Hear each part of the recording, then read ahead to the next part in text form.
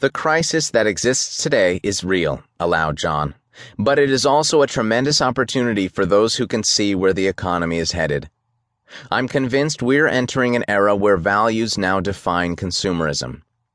The demand that built the largest consumer economy in the world will now prefer better instead of more. With a clearer understanding of their necessities, consumers can reconstruct capitalism to be creative rather than destructive, to bring greater value to the world we live in and offer us the opportunity to connect with companies that share our beliefs. We see a very hopeful picture for the future of America. It wasn't a highly dramatic ending. We didn't post an image of Old Glory on the screen and cue a Sousa march. Nevertheless, the crowd burst into applause.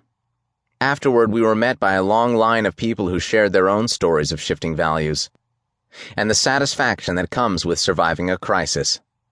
The most poignant one came from a middle-aged woman who lived in a comfortable suburb where many of the men, in their 40s and 50s, have been laid off by companies that aren't likely to ever ask them to come back. After a bit of grieving, these men have come together to support each other in the struggle with unemployment. To keep their spirits up, they began organizing block parties, something they had never done before, and found a wealth of friendship to replace the material wealth they had lost.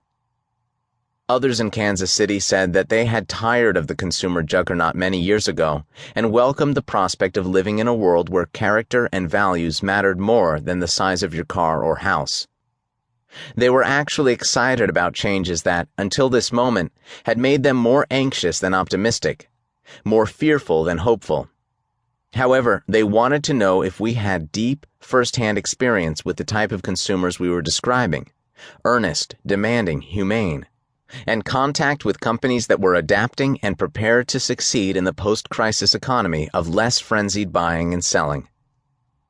Standing with those show-me people from Missouri, we realized that while we believed in the research and in the inevitability of the change that was underway, we didn't have enough on-the-ground evidence to have the whole story.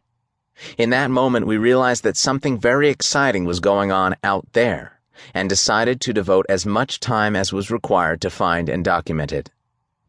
In the months that followed, we traveled to dozens of communities in 8 states, both red and blue, to study the spend shift and discover how people intend to live in the post-recession age. We talked with people across kitchen counters, in restaurants, on street corners, in factories, and in boardrooms. We shopped with people in supermarkets and big box stores.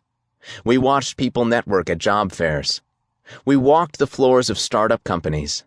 We interrogated small business owners. And we observed how Fortune 500 CEOs were adjusting their business models. What we learned both affirmed and amplified the trends suggested by the data. A values revolution is reshaping the consumer marketplace. American companies, regardless of their size or their target market, must understand the significance of this social trend. Those who grasp it and adapt will find extraordinary opportunities. Those who ignore it will do so at their peril.